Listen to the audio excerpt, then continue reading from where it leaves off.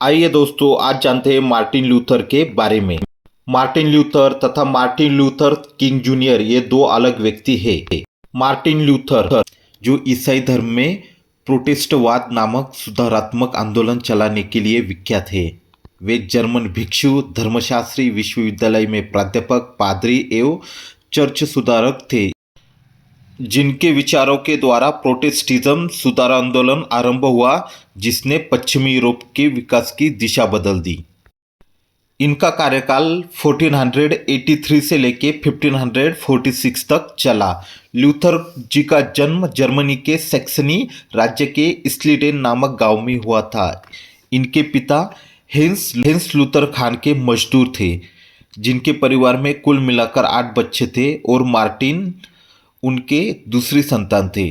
18 वर्ष की अवस्था में मार्टिन लूथर जी एयरफोर्ट के नए विश्वविद्यालय में भर्ती हुए और सन 1505 में उन्हें एमए की उपाधि मिली। उसके बाद वह अपने पिता के इच्छानुसार विधि कानून का अध्ययन करने लगे, किंतु एक भयंकर तूफान में अपने जीवित को जोखिम में समझकर उन्होंने संन्यास लेने की मन्नत की।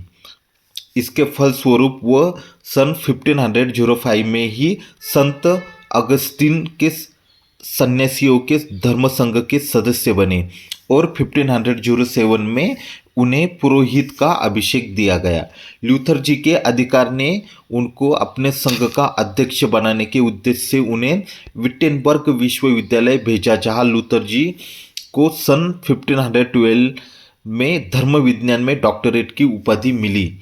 उसी विश्वविद्यालय में यह बाइबिल के प्रोफेसर बने और साथ साथ अपने संघ के प्रांतीय अधिकारी के पद पर भी नियुक्त हुए। लूथर जी शीघ्र ही अपने व्याख्यानों में निजी आध्यात्मिक अनुभवों के आधार पर बाइबल की व्याख्या करने लगे।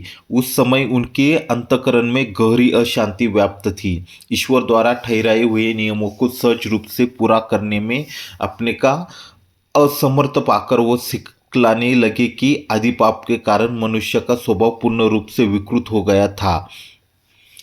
चर्च की परंपरागत शिक्षा यह थी कि बपतिस्मा यानी कि ईसाई दीक्षा स्नान द्वारा मनुष्य आदि पाप से मुक्त हो जाते हैं, किंतु लूथर जी की धारणा थी कि बपतिस्मा संस्कार के बाद भी मनुष्य पापी ही रह जाता है और कोई भी स्नान उनका पाप धो नहीं सकता और धार्मिक कार्यों द्वारा कोई भी पुण्य नहीं अर्जित कर सकता।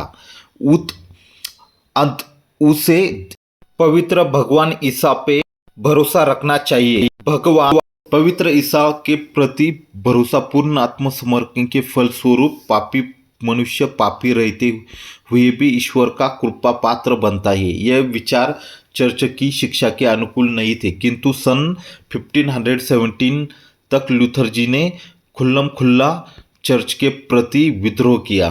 सन 1517 की घटनाओं को समझने के लिए दंड मोचन विषयक धर्म सिद्धांत समझना आवश्यक है। चर्च की तत्संबंधी परंपरागत शिक्षा इस प्रकार है: सच्चे पाप स्वीकार द्वारा पाप का अपराध क्षमा किया जाता है, किंतु पाप के सभी परिणाम नष्ट नहीं होते। उसको परिणाम दूर करने के लिए मनुष्य को तपस्या अथवा दंड भोगना पड़ता है। पाप के उन परिणामों को दूर करने के लिए चर्च पापी की सहायता कर सकता है, वह उसके लिए प्रार्थना कर सकता है और ईसा और अपने पुण्य फलों के भंडार में से कुछ अंश पापी को प्रदान कर सकता है। चर्च की उस सहायता को इंडल्जेंस अथवा दंडमोचन कहते हैं। पापी कोई दंडमोचन तभी मिल सकता है जब वह पाप स्वीकार करने के बाद पाप के अपराध से मुक्त हो चुका होता तथा उस दंडमोचन के लिए चर्च द्वारा ठहराया हुआ पुण्य का कार्य, प्रार्थना, दान, तीर्थ यात्रा आदि पूरा कर सके। सन 1517 में रोम के संत पीटर महामंदिर के निर्माण की आर्थिक सहायता करवाने के लिए पक्ष में एक विशेष दंडमोचन की घोषणा हुई। उस दंडमोचन की घोषणा करने वाले कुछ उपदेशक पाप के लिए पक्षपात करने की आवश्यकता पर कम बल देते थे और रुपया इकट्ठा करने का अधिक ध्यान रखते थे। उसी दंडमोचन को लेकर लूथर जी ने विद्रोह किया। उन्होंने दंडमोचन विषयक दुरुपयोग की निंदा ही नहीं की, बल्कि दंडमोचन के सिद्धांत का भी विरोध करते हुए वह सिखलाने लगे कि चर्च अथवा पोप पाप के परिणामों से छुटकारा दे ही नहीं सकते। भगवान पवित्र ईसा मात्र दे सकते हैं। भगवान पवित्र ईसा मनुष्य के किसी पुण्य कार्य के कारण नहीं, बल्कि अपनी दया से ही पापों से घृणा करने वाले लोगों को दंडमोचन प्रदान कर सकता है। रोम की ओर से लूथर से अनुरोध हुआ कि वह दंडमोचन के विषय में अपनी शिक्षा वापस ले, किंतु लूथर जी ने ऐसा करने से इनकार किया और 3 नई रचनाओं में अपनी धारणाओं को स्पष्ट कर दिया।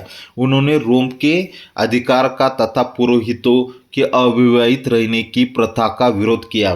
बाइबिल को छोड़कर भगवान ईसाई धर्म ने कोई और आधार नहीं माना तथा केवल 3 संस्कारों का अर्थात बपतिस्मा, पाप स्वीकार तथा यूखारिस्ट को स्वीकार किया।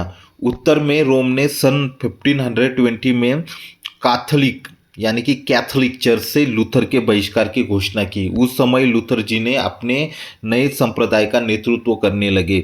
सन 1524 में इन्होंने कैथरीन बोरा से विवाह किया। उनका आंदोलन जर्मन राष्ट्रीयता की भावना से मुक्त नहीं था और उन्हें अधिकांश जर्मन शासकों का समर्थन प्राप्त हुआ। संभवतः इस कारण में उन्होंने अपने संप्रदाय का संगठन करते हुए जरूरत से अधिक शासकों पर छोड़ दिया।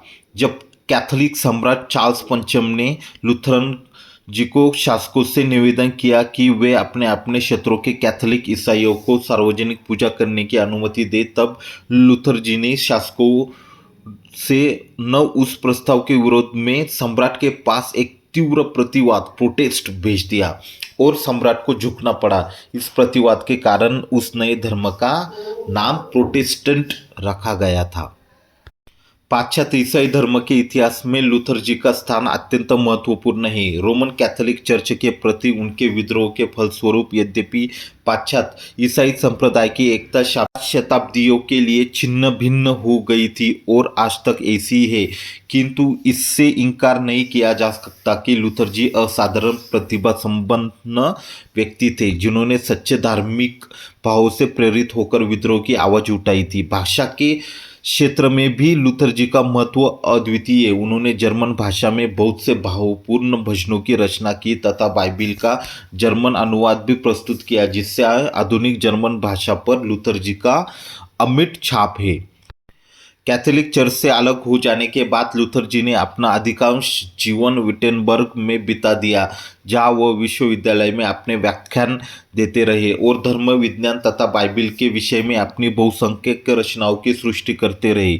सन 1546 में वह किसी विवाद का समाधान करने के उद्देश्य से बेंसफेल्ड गए थे और वहां से लौटते हुए वह अपने जन्मस्थान आइसलेबन में ही चल बसे।